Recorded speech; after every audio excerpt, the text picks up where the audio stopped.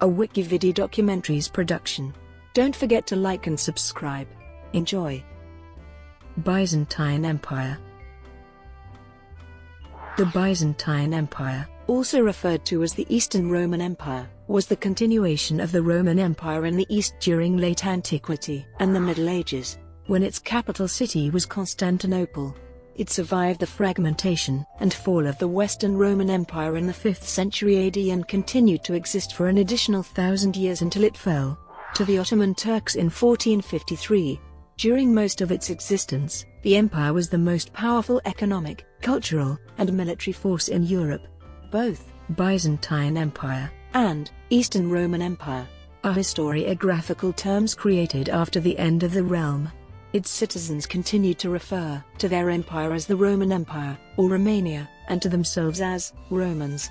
Several signal events from the 4th to 6th centuries mark the period of transition during which the Roman Empire's Greek East and Latin West divided. Constantine I reorganized the empire, made Constantinople their new capital, and legalized Christianity. Under Theodosius I, Christianity became the empire's official state religion and other religious practices were prescribed.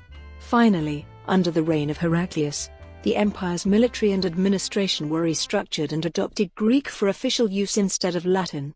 Thus, although the Roman state continued and Roman state traditions were maintained, modern historians distinguish Byzantium from ancient Rome insofar as it was centered on Constantinople, oriented towards Greek rather than Latin culture, and characterized by Orthodox Christianity.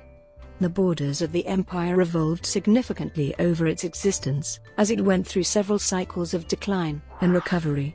During the reign of Justinian I, the empire reached its greatest extent after reconquering much of the historically Roman western Mediterranean coast, including North Africa, Italy, and Rome itself, which it held for 2 more centuries.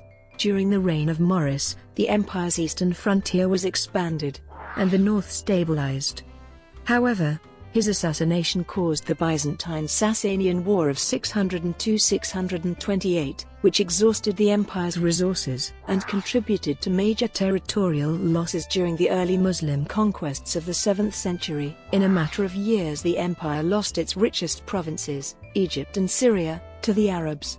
During the Macedonian dynasty, the empire again expanded and experienced the 2-century-long Macedonian Renaissance, which came to an end with the loss of much of Asia Minor to the Seljuk Turks after the Battle of Manzikert in 1071.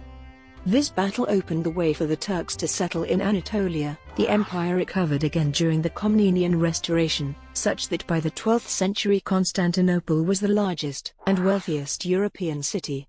However, it was delivered a mortal blow during the Fourth Crusade, when Constantinople was sacked in 1204, and the territories that the empire formerly governed were divided into competing Byzantine Greek and Latin realms. Despite the eventual recovery of Constantinople in 1261, the Byzantine Empire remained only one of several small rival states in the area for the final 2 centuries of its existence.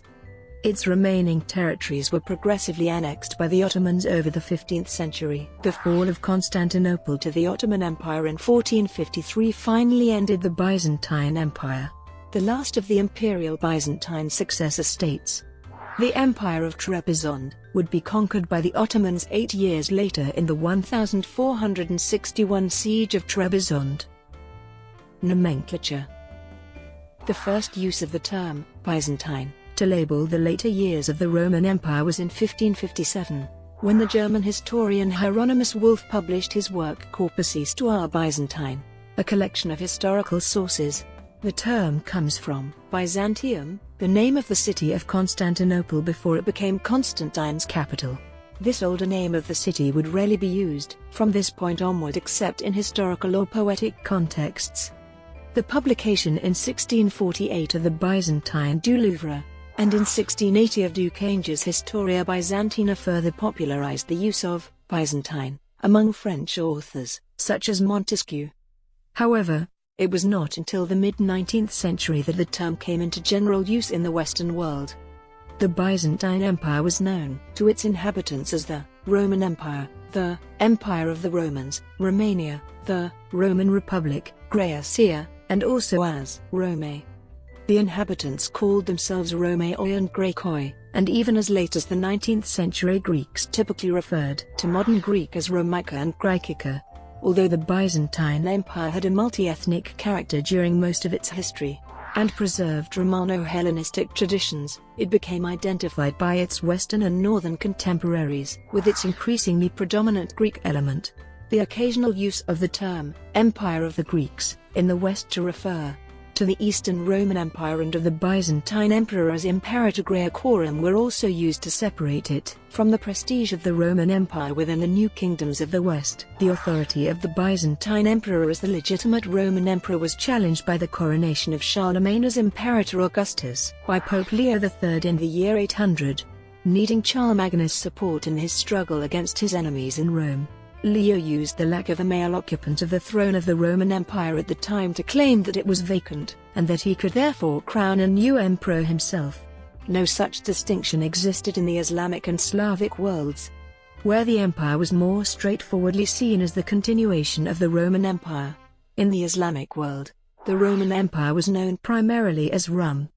The name Militarum, or Roman nation, was used by the Ottomans through the 20th century to refer to the former subjects of the Byzantine Empire, that is, the Orthodox Christian community within Ottoman realms. Early history. The Roman army succeeded in conquering many territories covering the entire Mediterranean region and coastal regions in southwestern Europe and North Africa.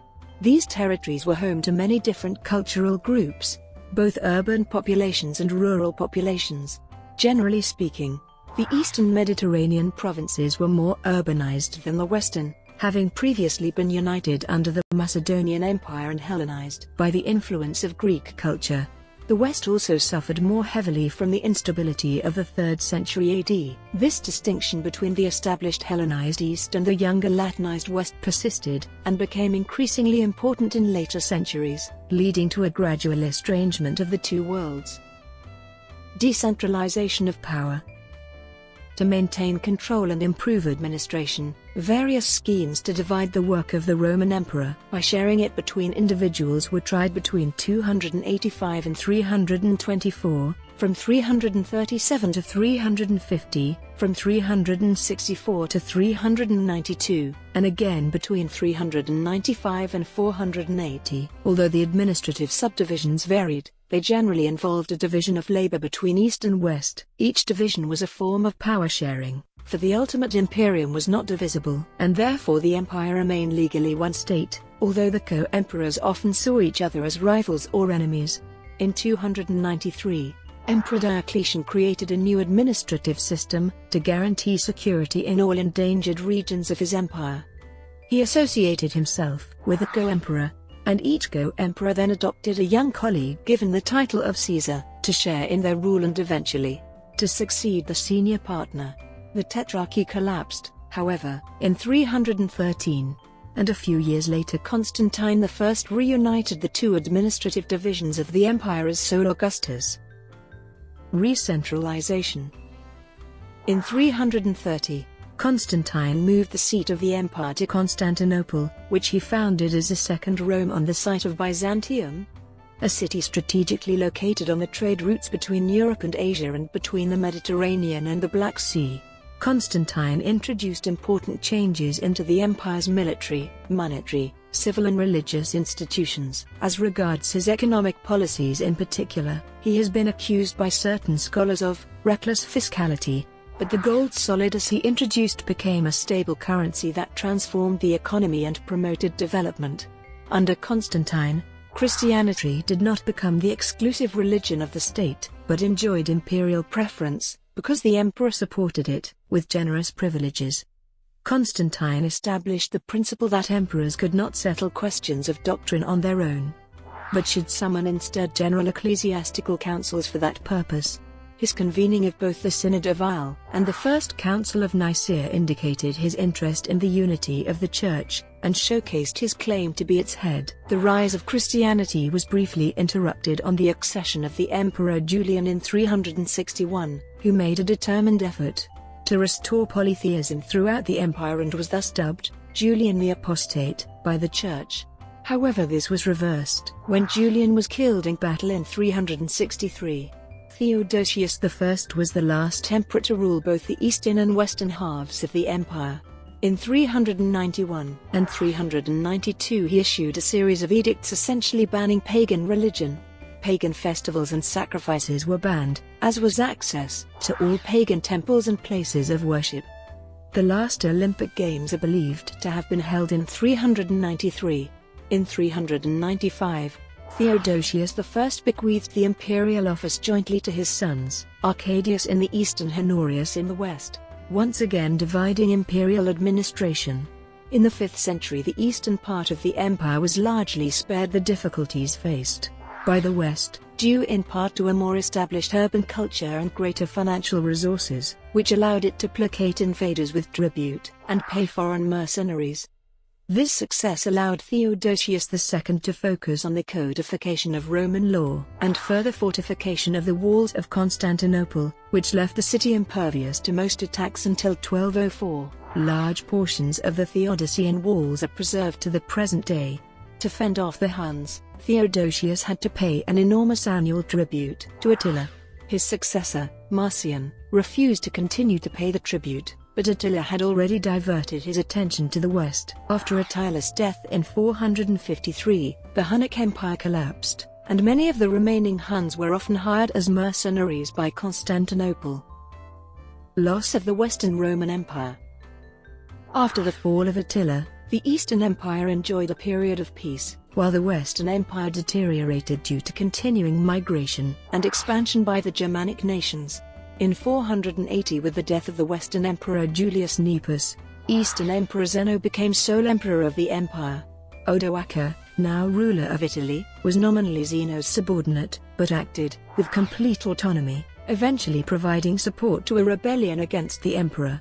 Zeno negotiated with the invading Ostrogoths, who had settled in Moesia, convincing the Gothic king Theodoric to depart for Italy as Magister Militum per Italiam, with the aim of deposing Odoacer. By urging Theodoric to conquer Italy, Zeno rid the Eastern Empire of an unruly subordinate and moved another further from the heart of the empire. After Odoacer's defeat in 493, Theodoric ruled Italy de facto, although he was never recognized by the Eastern emperors as king.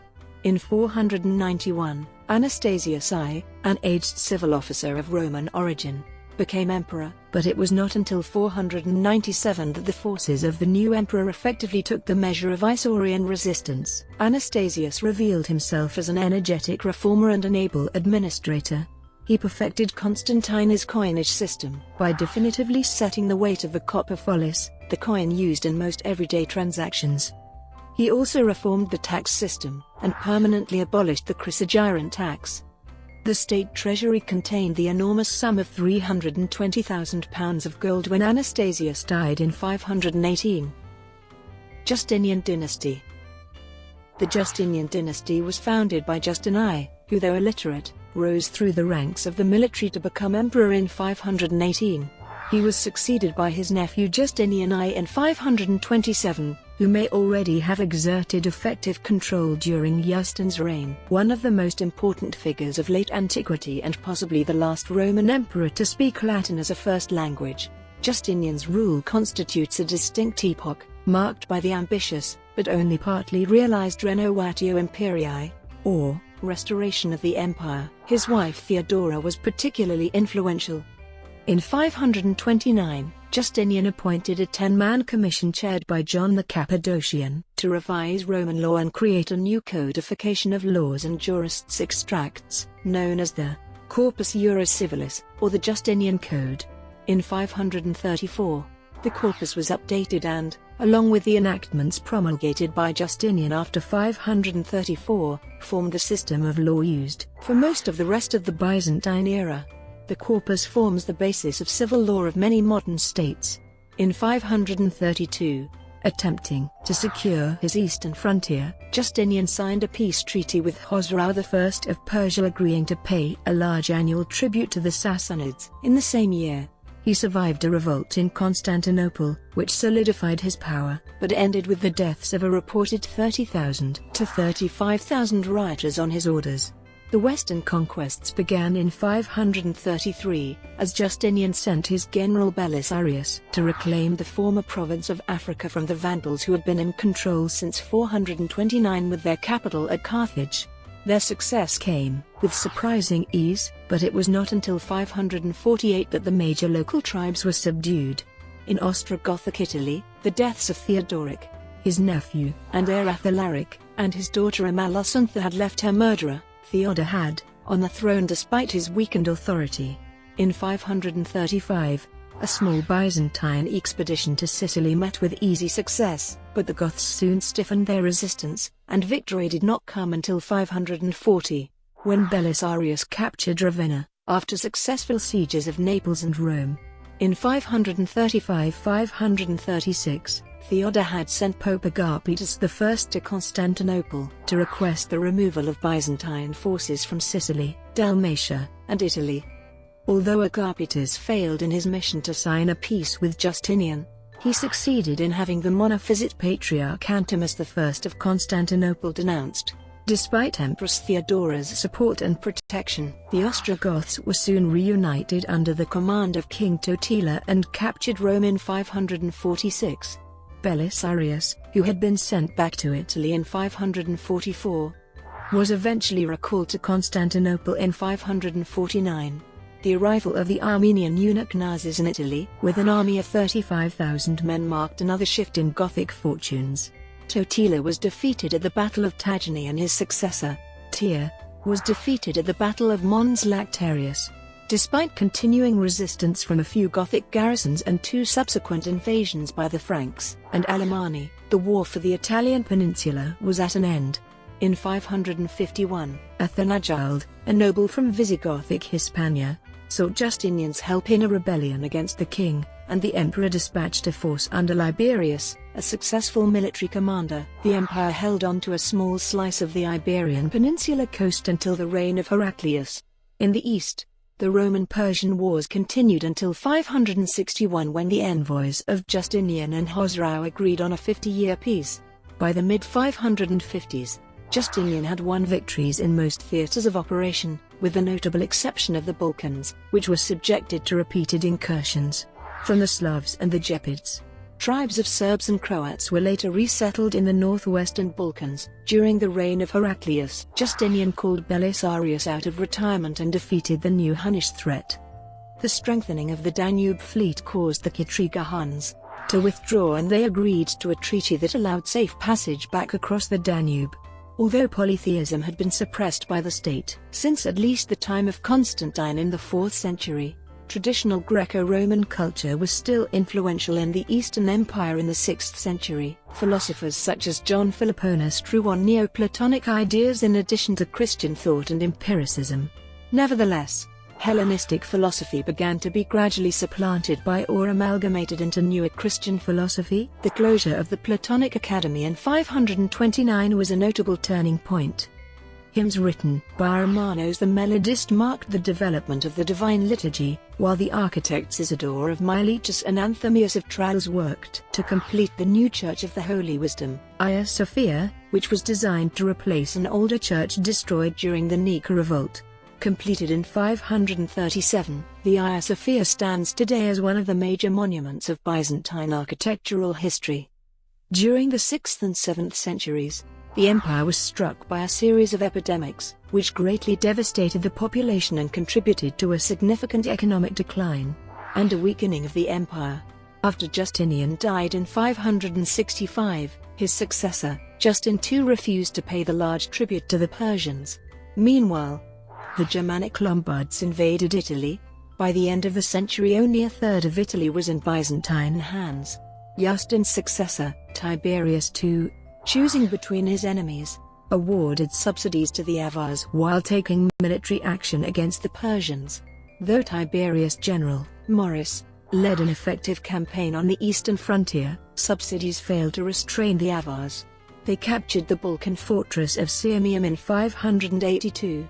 While the Slavs began to make inroads across the Danube, Maurice, who meanwhile succeeded Tiberius, intervened in a Persian civil war, placed the legitimate Khosrau II back on the throne and married his daughter to him. Maurice's treaty with his new brother-in-law enlarged the territories of the empire to the east and allowed the energetic emperor to focus on the Balkans. By 602, a series of successful Byzantine campaigns had pushed the Avars and Slavs back across the Danube. However, Maurice's refusal to ransom several thousand captives taken by the Avars, and his order to the troops to winter in the Danube caused his popularity to plummet. A revolt broke out under an officer named Phocas, who marched the troops back to Constantinople. Maurice and his family were murdered while trying to escape. Brought to you by WikiVidi documentaries. Would you like to know more?